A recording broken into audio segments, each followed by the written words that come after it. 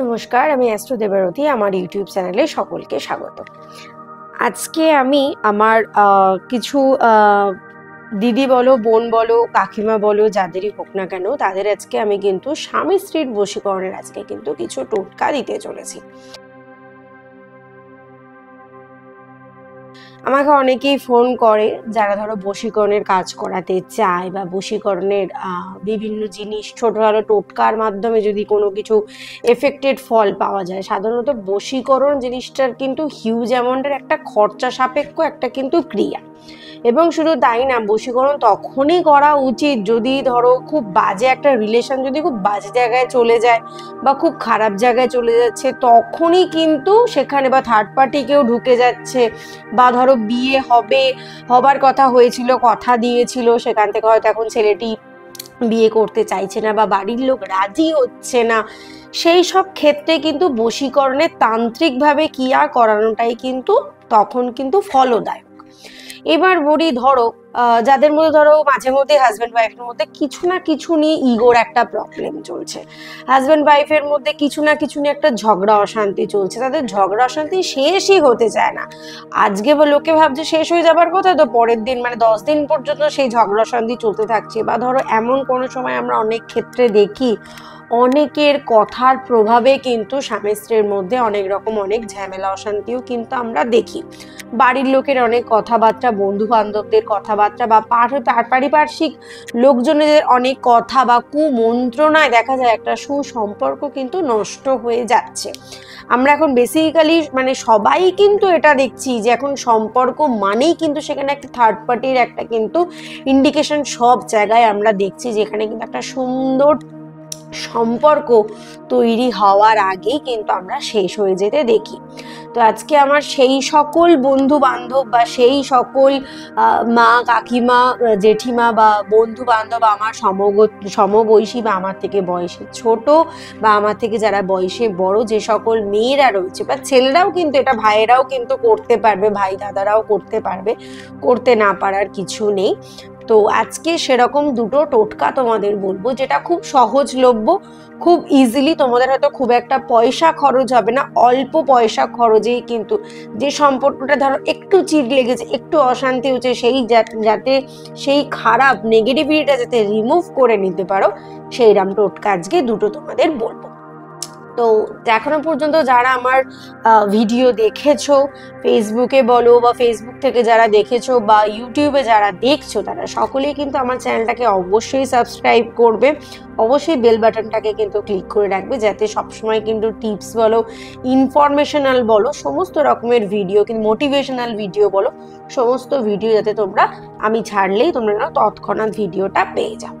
চলো প্রথমেই বলি যে ভিডিওটি, তোমাদের আশেপাশে আমরা প্রচুর কলা গাছ দেখতে পাই, অর্থাৎ যে গাছের আমরা কলা ফলও খাই, পাতাও ব্যবহার হয়, কলা থেকে ভেতরে যে থোকটা থাকে সেটাও আমরা ব্যবহার করি। কলা গাছ হচ্ছে খুব শ্রীফল, আমরা বলি শ্রীফল হিসেবে ব্যবহার করা হয় এবং খুব শুভ গাছ। তো সেই কলা গাছকে নিয়ে আজকে বলবো। কলা গাছের যে মূল আছে, আশপাশে আমরা অনেক জায়গায় দেখতে পাই কলা গাছ, কলা গাছের মূল নিতে হবে এবং একটি নতুন সিঁদুর কৌটো নিতে হবে। এই দুটো জিনিসকে, কলা গাছের যে মূলটা পাবে সেটাকে অবশ্যই মিক্সিতে বা শিল নোড়াতে অবশ্যই কিন্তু ভালোভাবে ধুয়ে নিয়ে বেটে নিতে হবে। বেটে নিয়ে পরিষ্কার কাপড়ে ছাঁকনির মতন ব্যবহার করে ওর যে রসটা পাওয়া যাবে সেই রসটা কিন্তু একটা যে কোনো পাত্রে রাখবে। সেই পাত্রের মধ্যে নতুন কিনে আনা সিঁদুর কিন্তু একদমে কিনে আনবে। কখনো সিঁদুর কিন্তু টোটকা করার সময় সিঁদুর কিন্তু দামাদামি করে কিনবে না, একদমে যা দাম বলবে ওই একদমে সিঁদুরটা কিনে আনবে। কিনে এনে ওই কলা গাছের মূলের যে রসটা আমরা বের করে রাখবো সেইটার মধ্যেই সিঁদুরটাকে কিন্তু মিশিয়ে দিতে হবে, ভালো করে ঘন করে মিশিয়ে দেবে। এবং কি করবে না, অনামিকা আঙুল দিয়ে যেভাবে আমরা তিলক ধারণ করি প্রতিদিন, যেমন নর্মাল সিঁদুর পরবে, সিঁদুর পরে চান টান করে ঠিক সেভাবেই কিন্তু তিলক কাটবে। ছেলেরাও নর্মাল যেমন চান করবে, যদি ছেলেরা কেউ করে থাকো, পুরুষ মানুষরা যদি করে থাকো, ঠিক সেম প্রসিডিওর করবে। করে কি করবে, জাস্ট তোমরা কপালে তিলক ধারণ করবে, করে যার সাথে তোমাদের ঝামেলা হচ্ছে, যে পার্টনারের সাথে তোমাদের প্রবলেম হচ্ছে, যার সাথে তোমাদের খুঁটিনাটি অশান্তি চলছে, তার সামনে রেগুলার কিন্তু ওই তিলকটা ধারণ করে তোমায় কিন্তু তার সাথে সাক্ষাৎ করতে হবে। গার্লফ্রেন্ড হলে বা বয়ফ্রেন্ড হলেও সেম জিনিস করতে পারো, তাহলে দেখবে তোমাদের রিলেশনে যে গন্ডগোলের জায়গাটা যেটা ছিল, যেটা নেগেটিভিটি ছিল, সেটা কিন্তু আস্তে আস্তে অনেকটা কেটে যাবে। আর একটা যেটা বলবো সেটা হচ্ছে কৃষ্ণ অপরাজিতা। কৃষ্ণ অপরাজিতা মানে হচ্ছে নীল রঙের যে অপরাজিতা গাছ, সেই গাছের মূল। এটাও দেখো আমাদের সকলেরই বাড়িতে মোটামুটি আমরা দেখে থাকি, অপরাজিতা গাছ সকলের বাড়িতেই আছে, তবে অবশ্যই সাদা অপরাজিতা কিন্তু নয়। বারবার বলছি মাথায় রেখো, সাদা অপরাজিতা হলে কিন্তু এই টোটকাটা কিন্তু কাজ করবে না। অবশ্যই নীল রঙের অপরাজিতা, সেটারও ওই শিকড়টাকে নিয়ে আসবে, এনে কোথাও একটু বেটে নেবে, বেটে তার যে এক্সট্রা বেরোবে, অর্থাৎ যে জুসটা যেটা পাওয়া যাবে, যে রসটা পাওয়া যাবে, সেটা নেবে।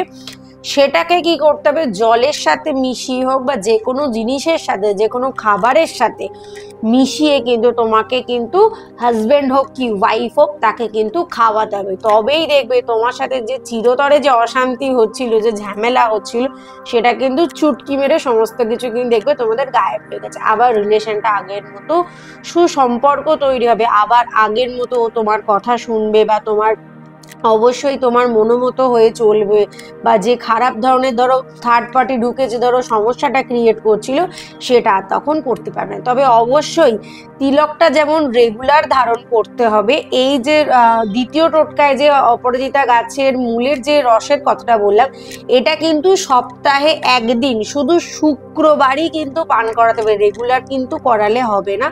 শুধু শুক্রবার দিন কিন্তু এটা যে কোনো খাবারের সাথে মিশিয়ে রেডি করে রাখবে, খাবারের সাথে মিশিয়ে, জলের সাথেও কি খাবারের সাথে মিশিয়ে এটা কিন্তু খাইয়ে দিতে হবে, তাহলে দেখবে দুর্দান্ত ফল পাবে।